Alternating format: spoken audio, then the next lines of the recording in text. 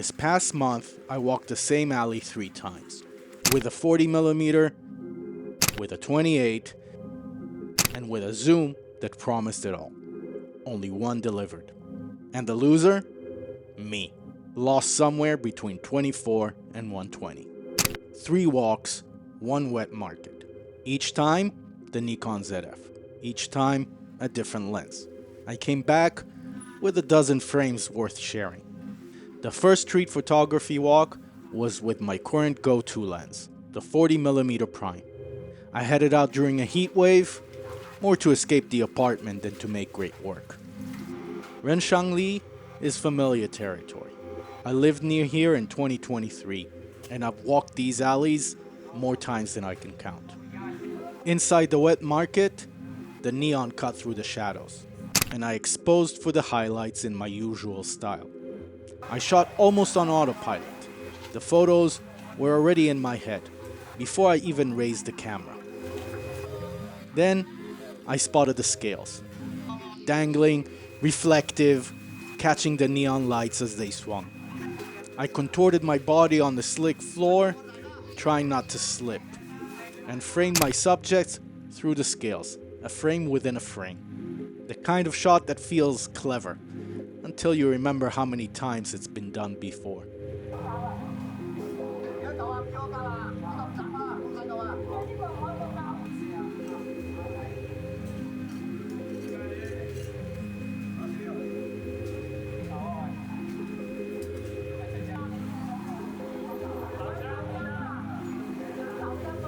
The results were good. The problem with comfort is that you shoot what you know.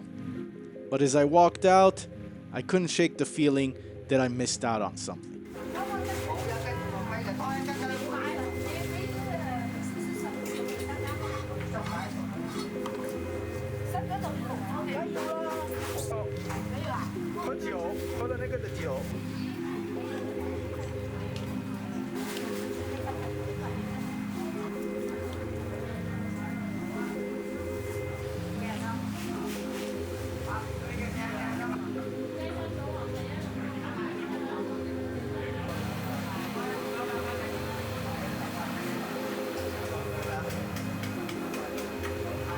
So I came back the following week, this time with a 28mm prime, a lens I've never really gotten along with, but I wanted to see if I could make it work.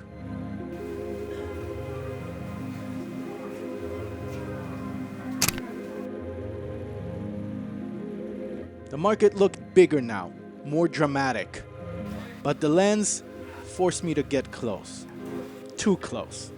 I found myself right in the fishmongers' faces, which is a fast way to become less photographer and more of a nuisance. The floor was slick, as it always is in a wet market. Positioning myself was even harder than with the 40mm. Every frame was a fight. The wider perspective should have helped. Instead, it usually magnified the chaos. The compositions never came together, no matter how much I tried. But I left with a few decent shots.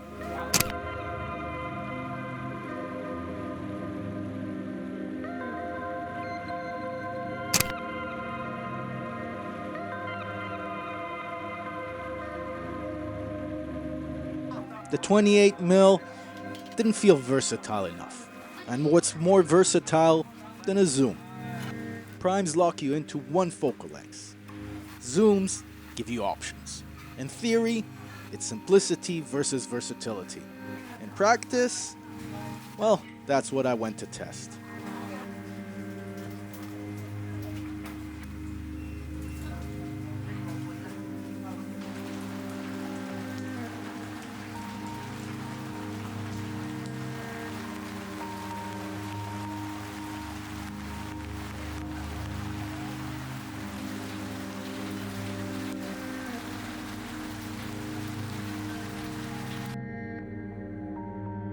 So I came back a third time, this time with serious glass, my 24 to 120 zoom. No longer confined to my natural 40. No longer wrestling with the 28. This was supposed to be the answer. wide enough for context and layers, tight enough to punch in like a sniper, or in my case, like a tourist with a zoom. One lens to rule them all. Here, on familiar ground, this should have been easy. I knew the market, I knew what had worked with the 40, and what fell apart with the 28. Surely, this time I'd get it right. But as soon as I switched to stills, I started to blunder. Where was this shot? At 28, 35, 50, I couldn't make up my mind. Every frame was a question mark. And to make things worse, my favorite subjects, the fishmongers, were gone that day. I came for them, and they weren't there. The zoom pulled me in every direction, and I followed without purpose. For a few moments, I felt powerful. For video, the zoom was perfect. An ultra-wide to set the scene. A tighter frame to compress the space. It was like having a whole kit in one lens. But for stills, the results were flat.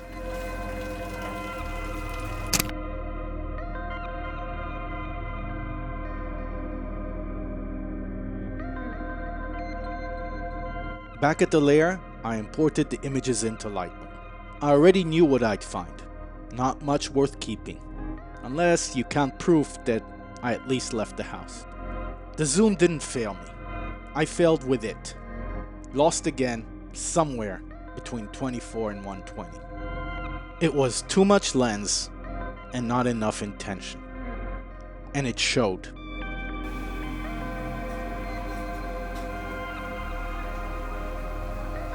I'd seen this before, back when I had the holy trinity of zooms, 14 to 24, 24-70, 70 to 200, along with 3 primes, the 28, 40, and 50.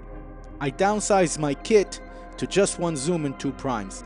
I did that because I looked at the data. Every time I crunched the numbers, the story was the same. I was relying on zooms, and I was living on the edge. I was shooting at the extreme ends of the lens's focal lengths. On the 14 to 28, I was only shooting at the edges. I could have just replaced that lens with a 14mm prime, as strange as a focal length as it may be. So I ditched that lens. On the 70 to 200, the results were similar. I only shot this lens at the edges too, and mostly at 200mm. This was the second lens to go. There was no point in keeping it around. On a 24 to 70, my workhorse of a lens at the time, the data was not much different. I used the lens at the edges for 70% of the time, just at 2 focal lengths. When I wanted to shoot wide, I went to the extreme, and if I wanted to zoom in, I went straight to 70mm. Zooms were supposed to provide versatility, but instead, they were making me lazy. When I shifted to primes, things changed. I slowed down. I thought more. My images improved. The data confirmed it. When I switched systems, I ditched the Trinity completely, to the horror of the camera store clerics. I opted for 1 versatile zoom, a 24 to 120, and 2 primes, a 28 and a 40. I thought I was going to be shooting the 28 most of the time, but I ended up drifting towards the 40 for almost all of my shoots. And yet, here I was, years later, making the same mistakes again. The problem wasn't the zoom, it was me.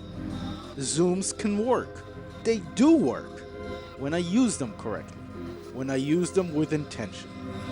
In Xinjiang, I only carried a zoom.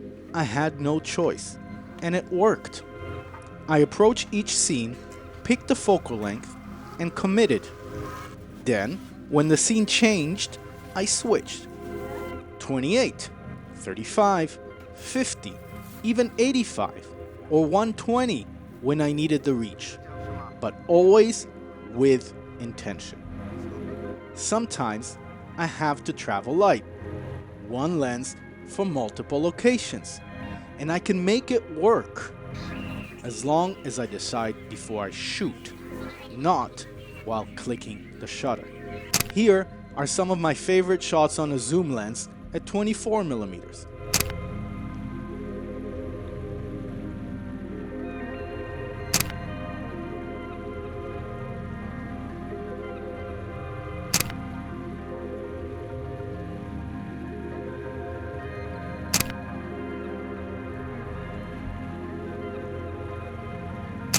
And at 35.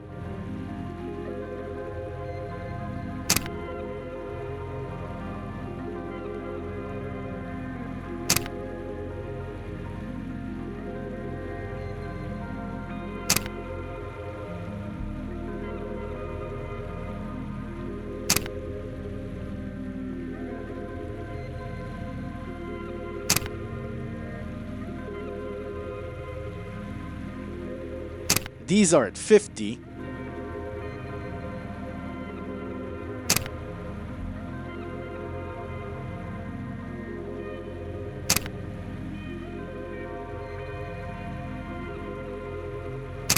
I even have one at 85. And these are from when I pushed it all the way to 120.